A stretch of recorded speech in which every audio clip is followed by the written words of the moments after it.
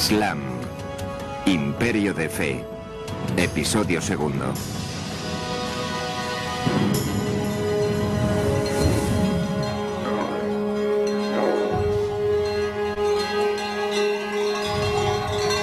Durante los siglos VII y VIII después de Cristo, una poderosa fe estaba a punto de cambiar el mundo.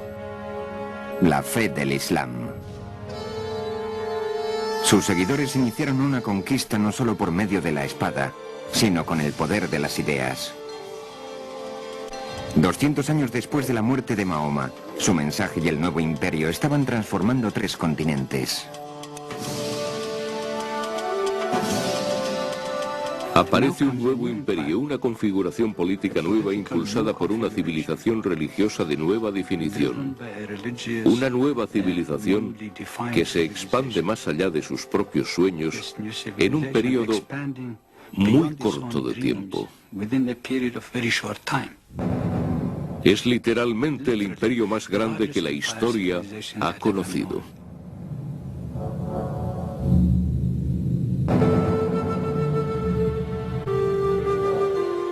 El despertar.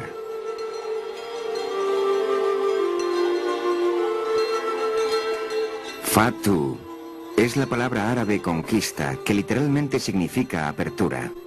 El Islam propagó su fe a los 4 vientos y un mundo de oportunidades se abrió ante ellos. Pero el núcleo espiritual del vasto imperio siguió enclavado en su lugar de nacimiento, la sagrada ciudad de la Meca.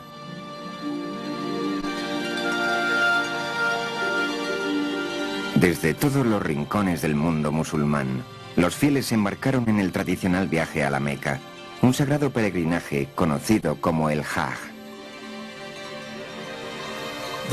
El peregrinaje se convirtió en una característica de la vida islámica. De hecho, desde los tiempos de Mahoma, el peregrinaje probablemente ha simbolizado más que cualquier otra actividad ritual islámica la unidad de la gente y la igualdad.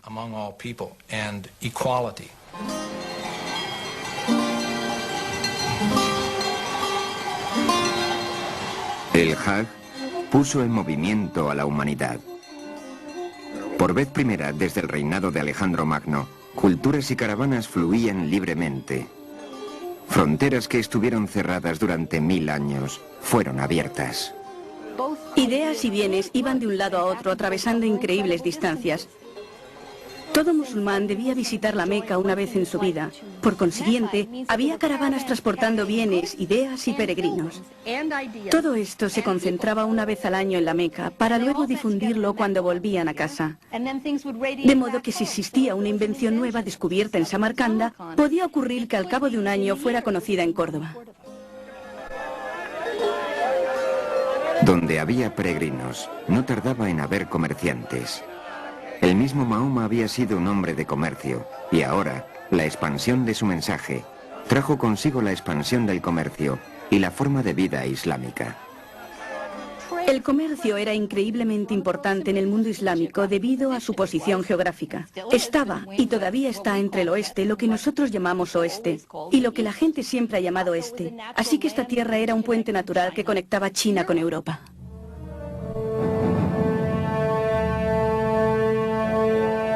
En solo 2 siglos, el Islam había extendido su alcance desde España hasta la India.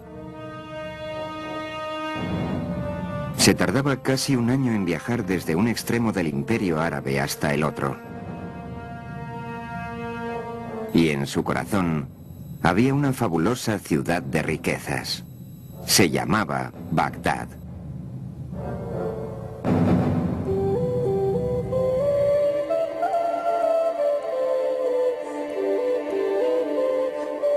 Los palacios de la antigua Bagdad se han perdido con el transcurso de los siglos, pero por su gloria rivalizan con los de la antigua Atenas o Roma. Era un magnífico logro arquitectónico, el orgullo del Islam en una nueva era. Uno de sus visitantes nos ha dejado una descripción.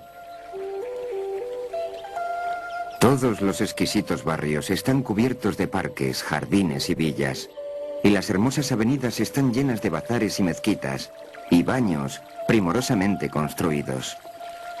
Todo esto se extiende por kilómetros a ambos lados del brillante río.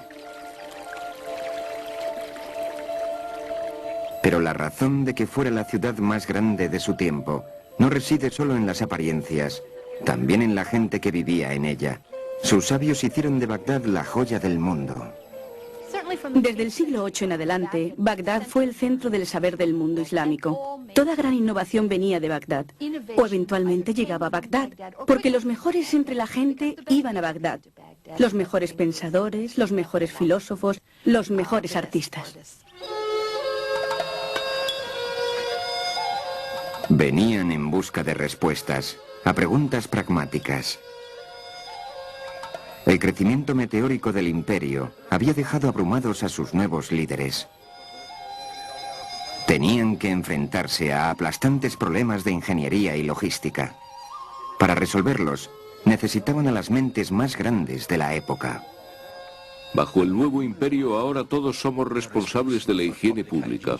Somos responsables de los mercados. Tenemos que responsabilizarnos por los bienes vendidos en los mercados.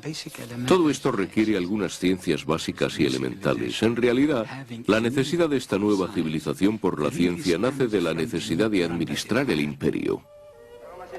Las mejores mentes contestaron a la llamada. Los mejores eran recibidos en un centro de erudición, la famosa Casa de la Sabiduría en Bagdad.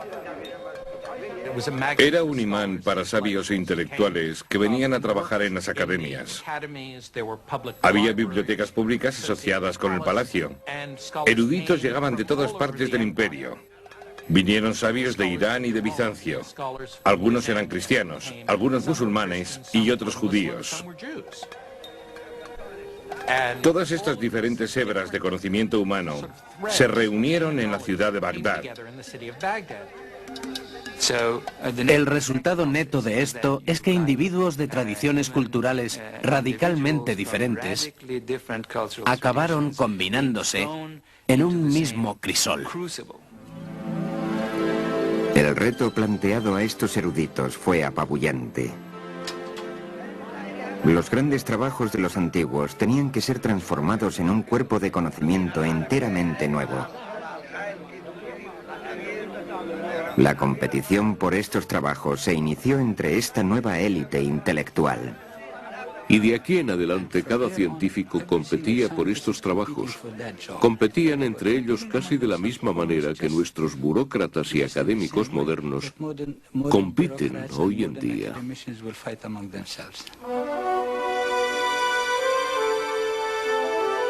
Se despacharon eruditos por todo el imperio para localizar tantos textos antiguos como fuera posible. Esta fue la primera misión científica internacional de la historia. A diferencia de sus homólogos cristianos, los pensadores musulmanes no veían contradicciones insuperables entre su fe y las leyes que gobernaban el mundo natural, de modo que abrazaron a Aristóteles y Platón, escritores que la Iglesia cristiana consideraba blasfemos. Este es el tiempo en el que se empieza a ver todo tipo de científicos y pensadores. Ir a buscar respuestas de cualquier civilización que hubiera tenido ciencias con anterioridad, ya fuera la griega, la india o la persa. De la India llegaron los conceptos matemáticos que guían hoy en día. Fueron los eruditos de la Casa de la Sabiduría quienes desarrollaron el concepto de los números arábicos todavía en uso hoy.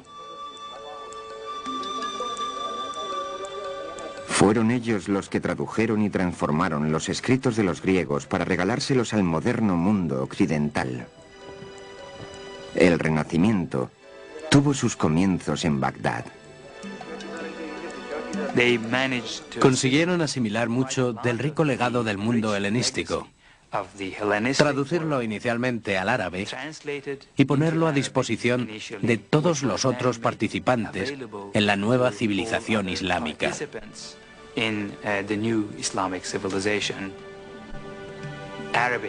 El árabe emerge como el lenguaje del saber en toda la región.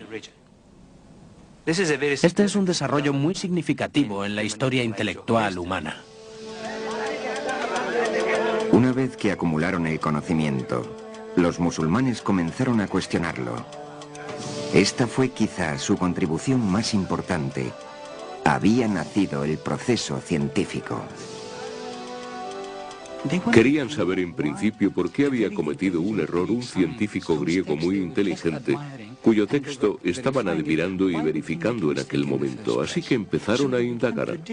¿Fue porque no tenía los instrumentos correctos o fue porque no utilizó una metodología idónea para verificar su observación? Fue este espíritu de cuestionar constantemente el que hizo posible construir una ciencia con una base consistente y sistemática, donde se planteaba una proposición física de cómo debería funcionar el universo y una representación matemática que le correspondiera. Se empieza a presenciar el nacimiento de la nueva ciencia islámica. Álgebra y trigonometría, ingeniería y astronomía, y otras muchas disciplinas integradas en nuestra vida actual, tienen su raíz en la ciencia islámica. Pero lo más sorprendente quizá fueron sus innovaciones en el campo de la medicina. En un tiempo en el que los europeos rezaban a los huesos de los santos para que curaran sus enfermedades, los médicos musulmanes desarrollaron una innovadora teoría, precursora del estudio de los gérmenes. La enfermedad se transmitía a través de minúsculos organismos en el aire. Determinaron que los enfermos debían ser puestos en cuarentena antes de ser tratados. Esta es la base para la institución más fundamental de la medicina actual, el hospital. Fundados en su mayoría por donaciones religiosas, los hospitales musulmanes tenían salas separadas para pacientes que sufrían diferentes tipos de enfermedades. Incluso se trataba la enfermedad mental.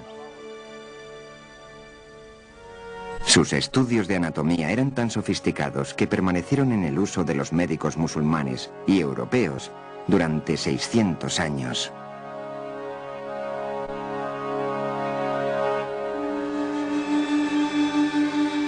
Los científicos musulmanes se sentían especialmente intrigados por la luz, las lentes y la fisiología del ojo humano.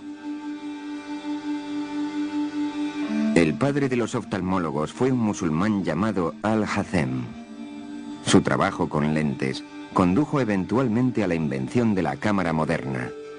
Fue él quien produjo el primer tratado que se aventuraba a explicar el funcionamiento del ojo.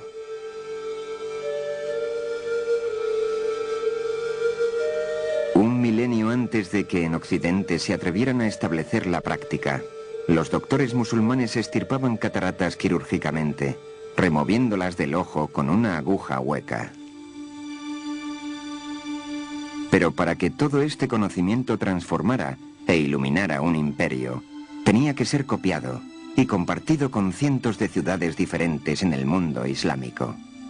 Para esto, existía una nueva invención, algo que es todavía fundamental para el aprendizaje y el saber de hoy en día: el papel.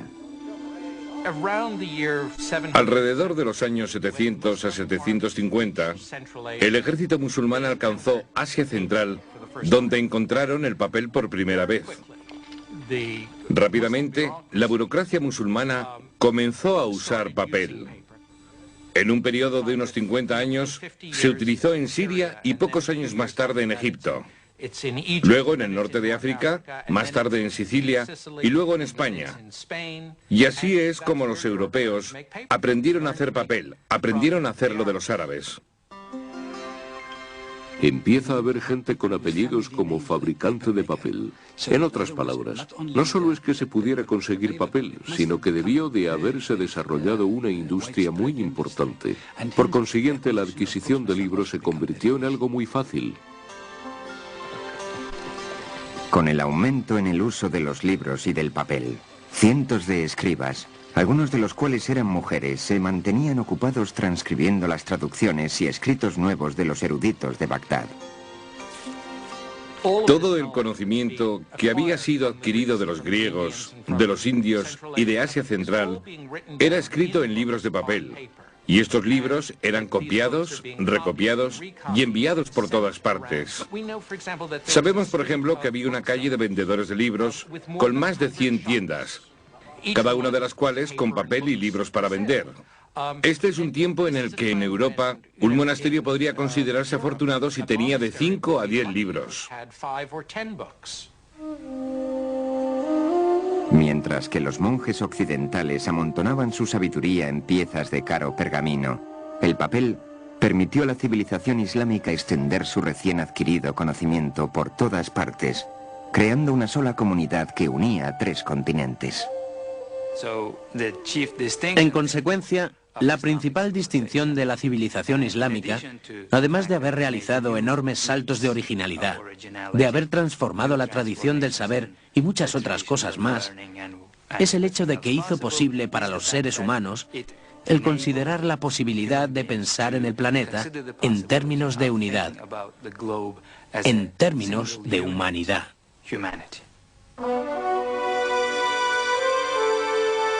En todo este inmenso imperio, solo había un lugar en el que el mundo cristiano podía experimentar el estilo de vida que los musulmanes habían llegado a dar por supuesto: el sur de España.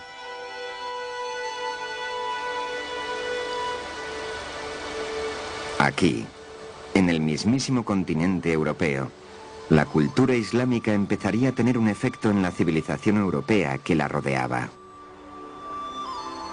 Hace un milenio, la ciudad española de Córdoba era un centro de saber y cultura que rivalizaba con Bagdad. Hoy, las estrechas calles de Córdoba hablan de su pasado medieval. En esos tiempos de oscurantismo, esta fue la más próspera y sofisticada metrópoli del continente. Las calles estaban pavimentadas y tenían luces urbanas, bibliotecas, hospitales y palacios. Era una ciudad de luz, una ciudad musulmana. La ciudad de Córdoba en los siglos IX y X era una de las ciudades más grandes y excitantes de Europa. Nos han quedado descripciones de ella. La gente que la visitaba decía: hay flores por todas partes. Estas calles abiertas, esta maravillosa luz en que se baña. Las ciudades del norte eran oscuras.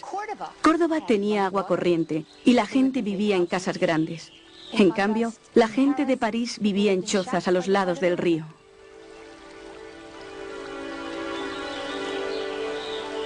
La gloria de la Córdoba medieval puede verse en lo que ahora es una gran catedral católica en el centro de la ciudad.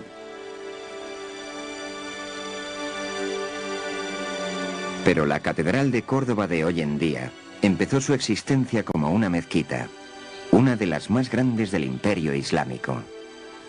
La gran mezquita de Córdoba era simplemente la mezquita más grande en la ciudad más grande del sur de Europa. Cuando uno sube a la torre de la iglesia, que solía ser un minarete, y contempla la expansión del tejado, uno queda asombrado al ver esta catedral con arbotantes, y todo surge del centro de la mezquita.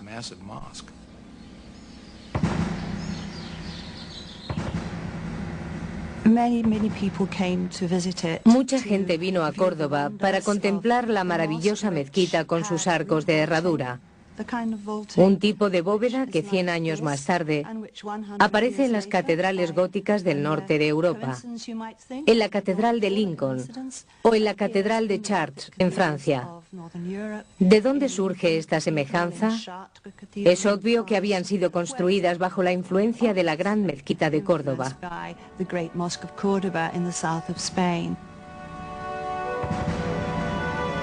Para el ocasional viajero europeo, Córdoba era la única oportunidad de vislumbrar el mundo islámico. Lo que contemplaron debió impactarles.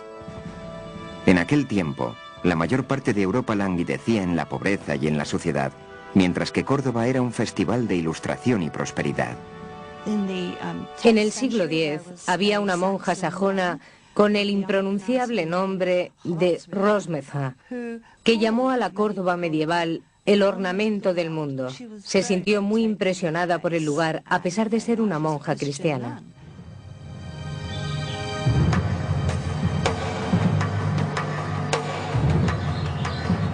Cuando los europeos se alejaban de las frías piedras de sus castillos septentrionales y visitaban las gloriosas ciudades musulmanas del sur de España, no podían evitar quedar impresionados.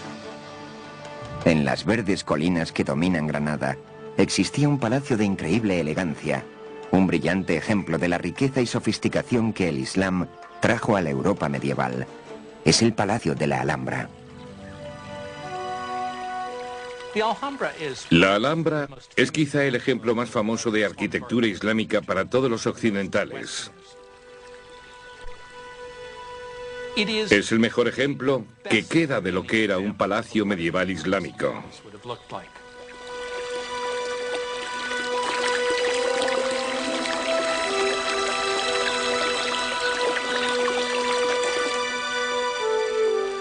En el finalmente trabajado diseño geométrico de las paredes y en los pilares de mármol hay reflejado un desaparecido estilo de vida de extraordinario lujo.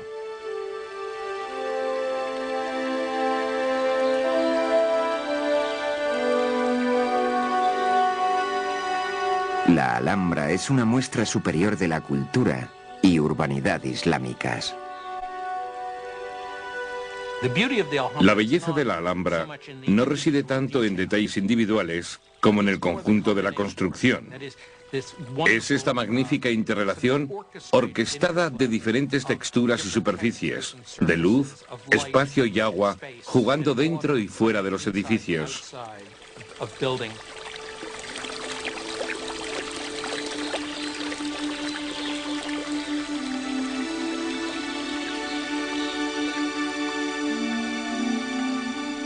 Es casi como una sinfonía de diferentes elementos que han sido unidos para lograr una exquisita pieza. Aquí, la élite musulmana saboreaba la buena vida, reposando en lujosas alfombras y rodeados de perfume y música. Los privilegiados debatían sobre la naturaleza de Dios, las sutilezas de la filosofía griega o sobre las más recientes revelaciones matemáticas procedentes de la India, mientras comían especiados manjares servidos en porcelanas chinas. Daban paseos por jardines irrigados por medio de complejos sistemas gravitatorios de transporte de agua.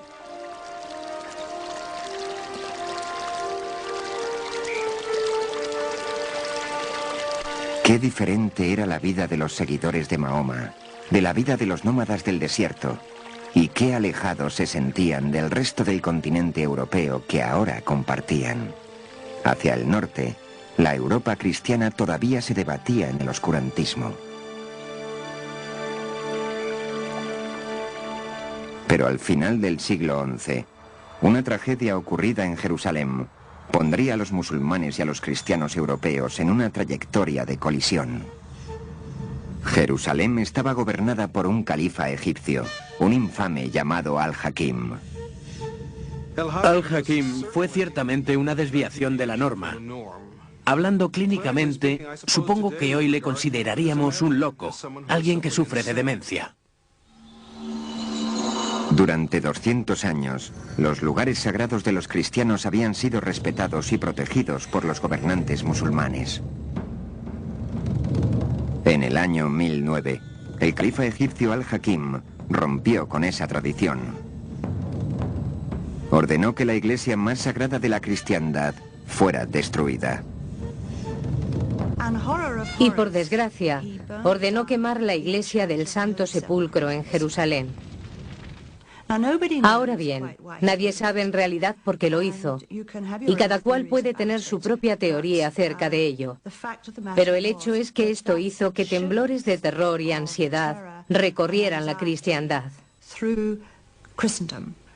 Por supuesto, para los cristianos esta fue la excepción que probaba la regla, ya que durante siglos los cristianos habían considerado a los musulmanes como locos e intolerantes herejes esclavistas, de los que no se podía esperar que vivieran según las reglas de los seres humanos civilizados.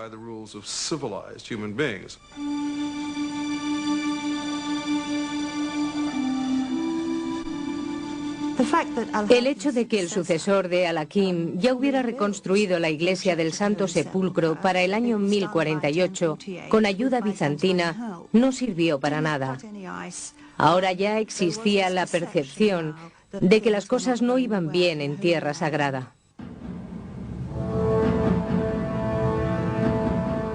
El sentimiento antimusulmán se estaba cociendo en Europa y para el año 1095 alcanzó su punto de ebullición. El Papa Urbano II pasó la mayor parte de ese año viajando por Francia, implorando a los señores feudales que se unieran en una campaña punitiva. «Apresuraos a exterminar esa raza vil de las tierras de vuestros hermanos del este», demandó el Papa. «Jerusalén es el ombligo del mundo y está pidiendo ser liberada. Cristo mismo lo ordena».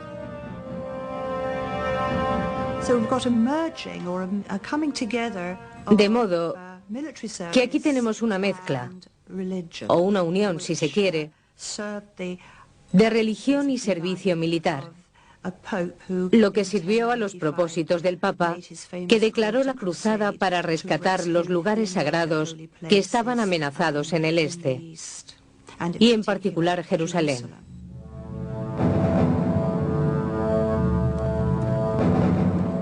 En el año 1097, los pastores musulmanes en Siria vislumbraron por vez primera un espectáculo que pronto haría estremecerse de terror la Tierra Santa. Por pura casualidad, cuando atacaron los cruzados, el imperio árabe nunca había estado tan vulnerable, fragmentado en reinos feudales y pequeñas dinastías.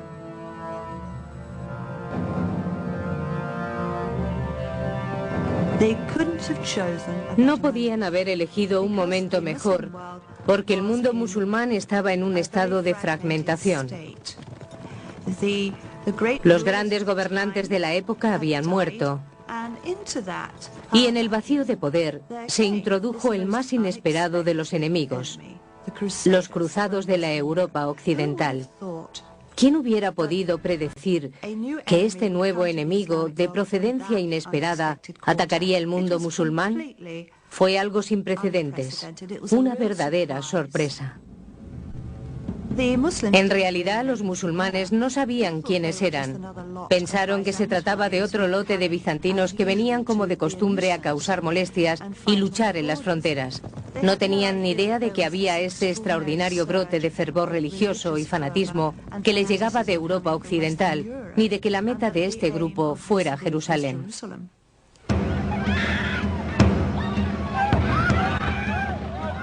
Fue una pesadilla histórica de días de incomprensible horror.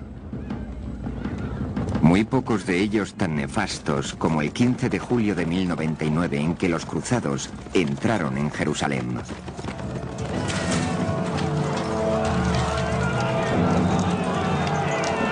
La masacre debió de ser terrible. La población huyendo, presa del terror.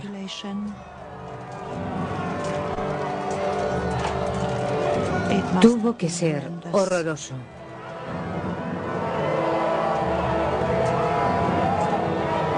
Esto es parte de una carta de los cruzados para el Papa. Si su santidad desea conocer el destino de los enemigos que encontramos en la ciudad, sabed esto. Nuestros hombres cabalgaron con las patas de sus caballos hundidas hasta las rodillas en sangre sarracena. Cuando vislumbraron la ciudad sagrada, estaban en un estado de exaltación.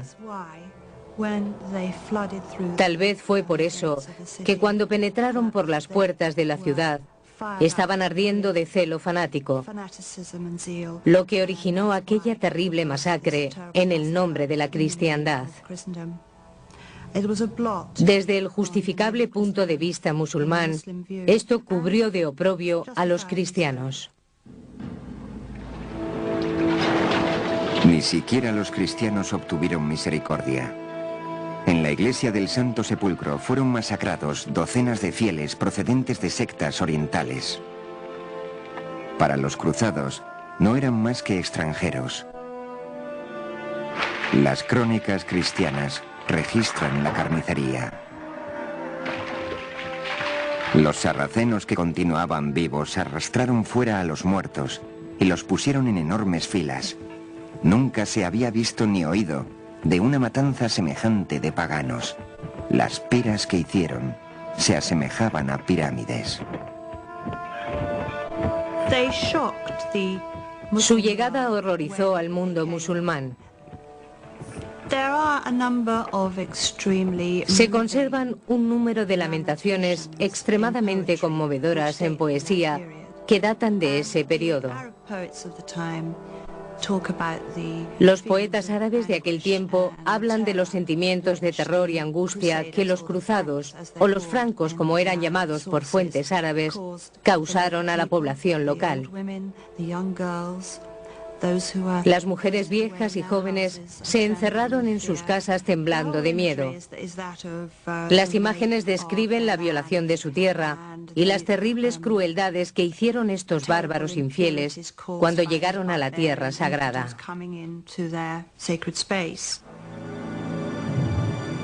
Hemos mezclado la sangre con las lágrimas, y en nosotros no hay sitio para la piedad. Derramar lágrimas es la peor arma del hombre cuando las espadas remueven las brasas de la guerra. Cuando la sangre ha sido derramada. Cuando dulces niñas han de esconder avergonzadas sus encantadoras caras entre sus manos.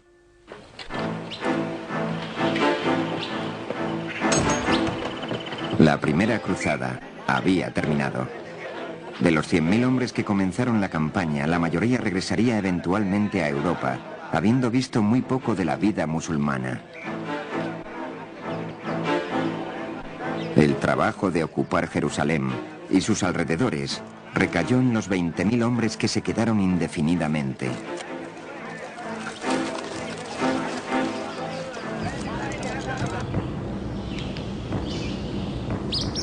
Para asegurar la ocupación, los intrusos hicieron aquí lo que habían hecho en Europa. Construyeron castillos. Los cruzados construyeron los mejores castillos que se habían visto en Oriente Medio. La prueba de esto es que todavía continúan allí. Cuando todo lo demás puede haberse desmoronado, los castillos de los cruzados dan testimonio de su presencia. Crac de Chevalier, en Siria, es el mejor ejemplo de castillo cruzado. Es muy grande, es fuerte, es impenetrable. Es el vivo ejemplo de por qué un castillo cruzado no podía tomarse por asedio. Desde aquí se puede vislumbrar el terreno por kilómetros y kilómetros a la redonda. Los otros castillos estaban a una distancia que hacía posible la comunicación por medio del fuego y las señales de humo. Tiene todos los requerimientos de un buen castillo medieval, con almenas, torres y lugares por donde verter aceite hirviendo y otros líquidos sobre el enemigo.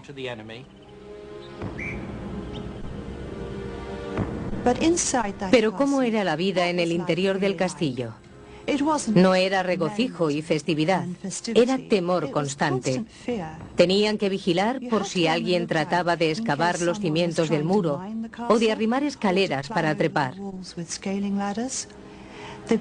La gente del exterior, la población local, les era hostil, así que tenían que vigilar sus movimientos continuamente. Era un lugar aterrador. Los cruzados hacían tratados y los rompían, amenazando a los comerciantes que pasaban cerca de sus castillos. Asaltando caravanas, los cruzados aprendieron un lujoso estilo de vida desconocido en Europa. En un sentido material, lo que se podía encontrar en Oriente Medio deslumbró a los cruzados, y al regresar llevaron muchas de estas cosas con ellos. Artesanía en metal, textiles y seda. Jamás habían visto semejantes cosas en tal cantidad. Era la buena vida. Regresaron a Europa con muchas de estas cosas como recuerdo. De hecho, en Oriente Medio se desarrolló una industria de fabricación de souvenirs para abastecer a los cruzados.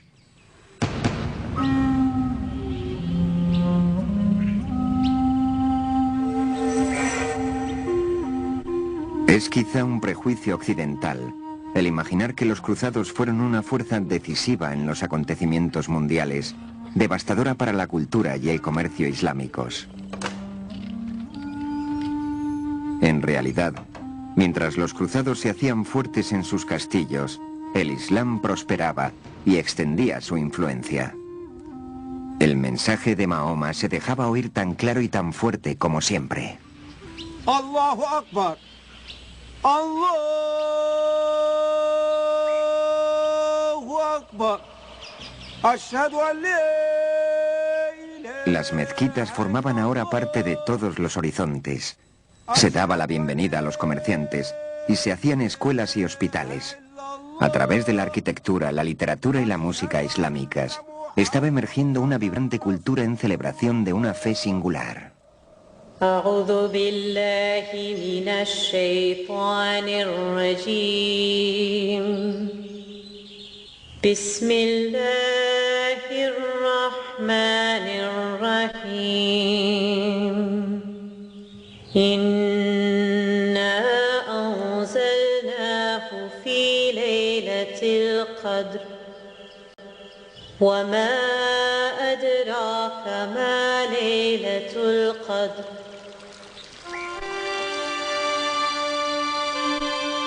La fe había puesto en marcha un imperio que ahora se estaba viendo enriquecido por la cultura.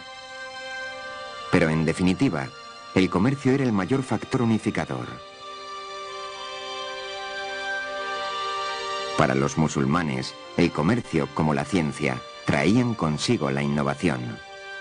Los negocios fueron agilizados por un concepto revolucionario denominado shak, un cheque que podía ser escrito en España y cobrado en la India. Al escribir un cheque, presupone que hay alguien que se compromete a pagarlo y alguien que eventualmente lo cobra. De modo que si se tiene dinero o das un dinero en un sitio, se puede tener acceso a ese dinero en cualquier otra parte, lo que implica la existencia de algún tipo de banco central u organización central que maneja el dinero. Esto se traducía en libertad para viajar. Libera el comercio porque uno no tiene por qué transportar el dinero desde Samarcanda de vuelta a Córdoba y repetir el proceso al año siguiente. De modo que uno puede basarlo todo en confianza y fe. Los musulmanes llegaron a ser los grandes comerciantes de la Edad Media.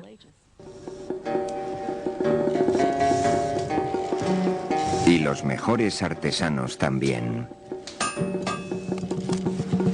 Los herreros musulmanes aprendieron de los persas cómo trabajar el acero para darle fuerza y flexibilidad. Las espadas hechas en Toledo y Damasco no tenían igual en el mundo.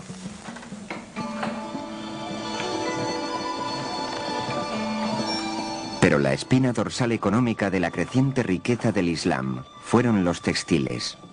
Los productos que salían de los telares musulmanes tenían una enorme demanda: cachemira, algodón y seda. Los textiles era la industria más importante de los tiempos medievales.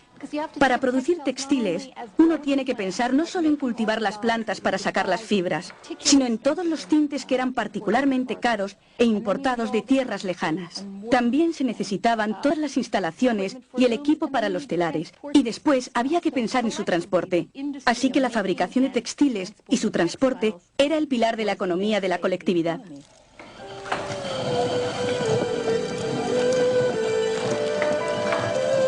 Mientras que los europeos se conformaban con burdas prendas de lana o hilo, los musulmanes vestían tejidos brocados de organdí, damasco y tafetán, palabras que se han introducido en el lenguaje procedentes del árabe y el persa. Los tejidos producidos por el mundo islámico están probablemente entre los mejores que se han producido nunca. No solo utilizaban el hilo y el algodón, sino también exóticas sedas, paño de oro, donde el hilo de seda se envuelve en oro formando complicadísimos diseños.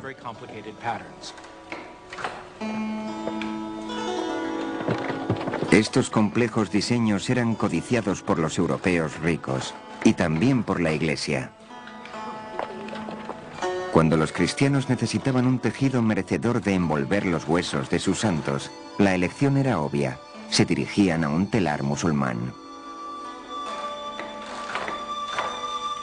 Pero algunas veces, Los tejidos eran decorados con texto arábico procedente del Corán, de modo que las palabras del profeta en ocasiones aparecían en chocante proximidad con los iconos más sagrados de la cristiandad.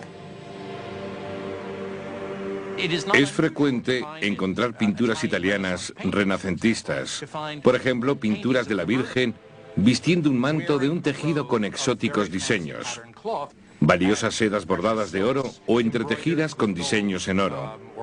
Algunas veces, estos diseños eran inscripciones de decorativas letras árabes que proclamaban: Alá es el único Dios y Mahoma es su profeta.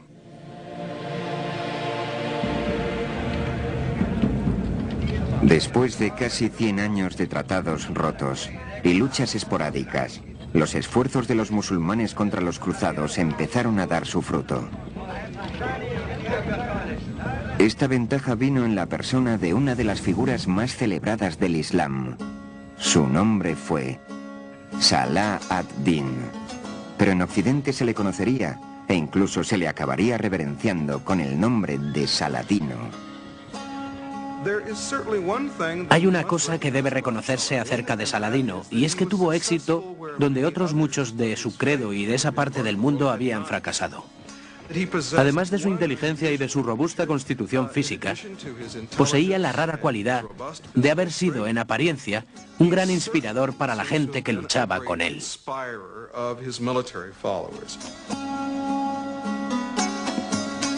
En el año 1187, Saladino reunió un ejército de 12.000 guerreros a caballo y atrajo a los cruzados fuera de Jerusalén, a una planicie situada entre dos colinas llamadas los Cuernos de Hatim. En el anochecer del 3 de julio, después de una larga marcha, los cruzados acamparon en la árida ladera de una colina. Se trataba de un terreno seco en el mes de julio. Estamos hablando de Oriente Medio. Estamos hablando de un calor increíble y de la total ausencia de agua. Al llegar la madrugada, los hombres de Saladino prendieron fuego a la vegetación y un fuerte viento transportó las llamas hasta el campamento cristiano. Con la táctica de los musulmanes, muy pronto se encontraron rodeados por las combinadas fuerzas del enemigo y el pánico.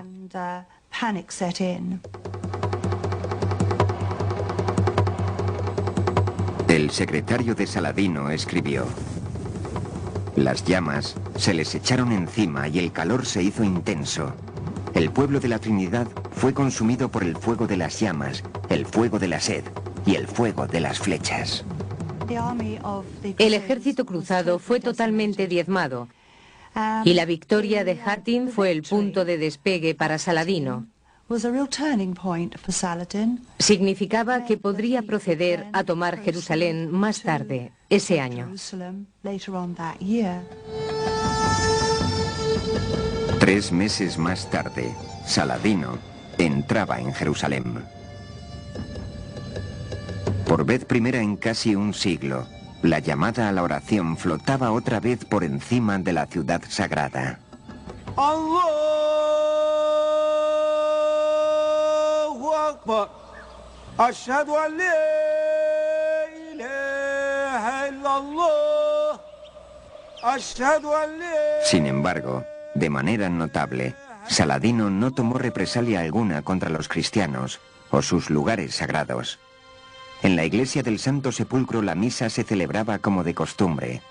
Saladino también decretó que los cristianos que así lo desearan podrían abandonar la ciudad con todas sus propiedades, y a aquellos que eligieran quedarse se les permitiría la libre práctica de su religión. Cuando su reputación alcanzó Europa occidental, la manera en que se había comportado en Jerusalén después de la conquista, poco a poco llegó a ser el musulmán más famoso de todos los tiempos. Pero la victoria de Saladino no puso fin a las aspiraciones occidentales en Oriente Medio. Seguirían otras cruzadas, pero al igual que la primera, no tendrían apenas impacto en la cultura musulmana a gran escala. Los cruzados serían eventualmente forzados a abandonar sus ciudadelas a lo largo de la costa para regresar a Europa. Su único legado permanente unos pocos castillos abandonados. Pero al regresar, los cruzados se encontraron cambiados por el contacto con la cultura islámica. A largo plazo, el impacto en la vida europea sería profundo. Se quedaron asombrados con la cultura material que conocieron allí. La calidad de las mercancías era mucho mejor que cualquier cosa que podían encontrar en casa. Volvieron, por ejemplo, con el gusto por la comida altamente especiada. Importaron pimienta, canela y otras especias orientales porque su paladar se había acostumbrado al gusto de una cocina diferente. Sabemos que descubrieron los deleites de usar jabón durante su estancia en Oriente Medio y parece ser que ese gusto se extendió por Europa. Después de las cruzadas, los europeos estaban mucho más abiertos a otras ideas, a lo que estaba sucediendo en el este, a lo que estaba sucediendo en otras partes del mundo. Simplemente no podían volver a ser tan estrechos de miras como antes. Cantidad de gente comenzó a pensar, bien, ¿qué hay por ahí afuera? Vamos a explorar esto. Veamos esto. Debemos aprender lenguajes. Poco a poco los occidentales empezaron a aprender árabe. Al disolverse la gran barrera del lenguaje, las ideas nacidas en las grandes ciudades musulmanas empezaron a filtrarse dentro de Europa. Unas ideas que cambiarían para siempre el pensamiento occidental. El gran teólogo italiano Tomás de Aquino utilizó los escritos del filósofo musulmán Averroes para justificar la clara separación entre la fe y la razón, un ideal musulmán que sirvió de base a la investigación científica y condujo al renacimiento europeo. El mismo Averroes se encuentra representado con otros pensadores occidentales en un cuadro renacentista clásico de Rafael. Aquí, junto a Platón y Aristóteles, está el reconocimiento de la deuda que el mundo tiene con el Islam. En este punto, la envergadura de la civilización islámica alcanzó niveles que ciertamente jamás habían sido logrados por ninguna otra civilización del mundo. Unificó partes de nuestro planeta en formas que jamás se habían presenciado.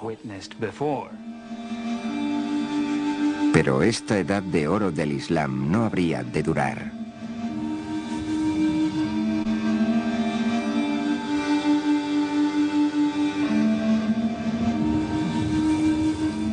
Después de desembarazarse de los cruzados y llevar a Europa el valioso regalo del conocimiento, las grandes ciudades del Imperio Islámico serían reducidas a ruinas por una fuerza más terrible que nada que hubieran podido planear los europeos.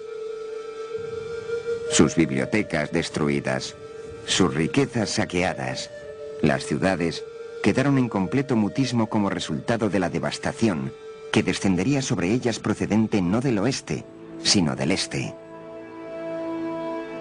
Esto es conocido como la catástrofe mongol.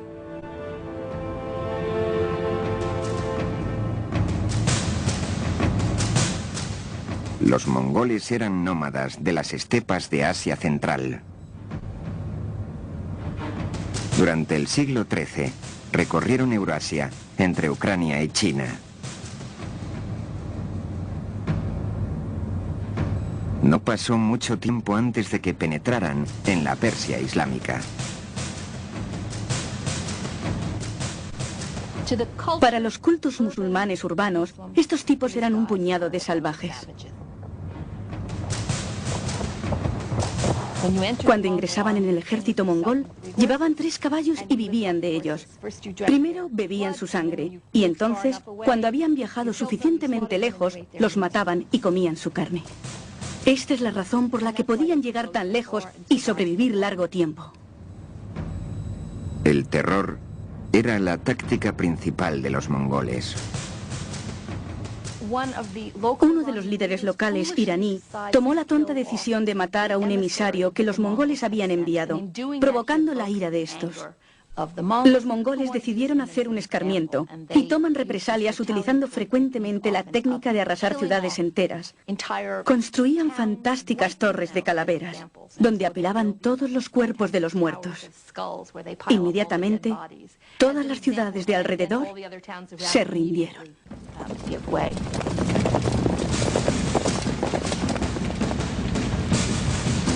Una detrás de otra, todas las ciudades cayeron ante ellos. Llegar al centro del poder islámico solo era una cuestión de tiempo. El 10 de febrero de 1258, los mongoles tomaron Bagdad.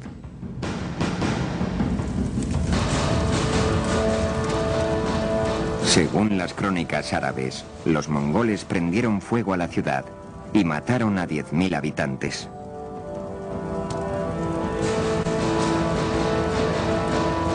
Mezquitas y bibliotecas, el conocimiento reunido durante siglos, ardió con Bagdad.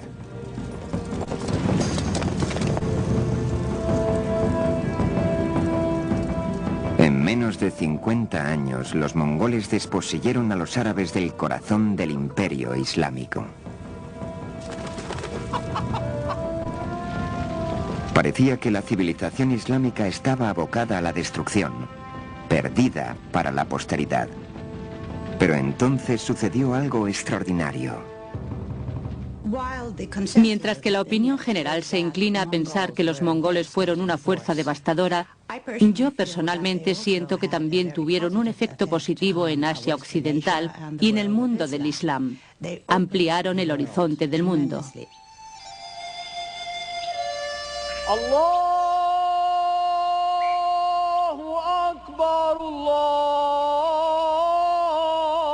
Akbar. Desde el punto de vista histórico, lo más significativo de los mongoles para nosotros fue que la mayoría de ellos se hicieron musulmanes al final. Al convertirse al Islam, esta fuerza tremendamente destructiva llegó a ser uno de los más grandes patrones de las artes y las letras en toda la historia islámica.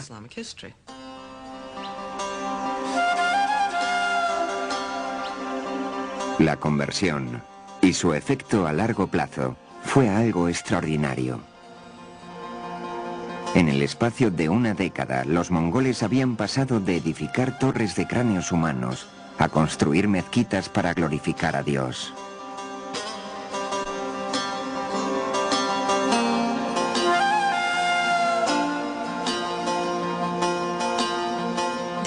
A mí no me parece sorprendente el que al final la tierra conquistara a los conquistadores.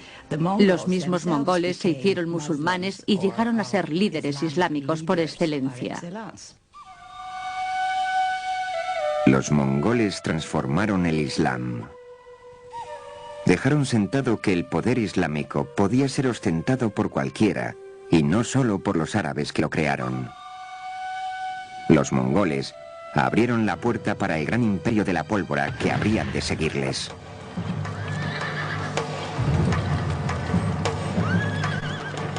El imperio de los turco-otomanos.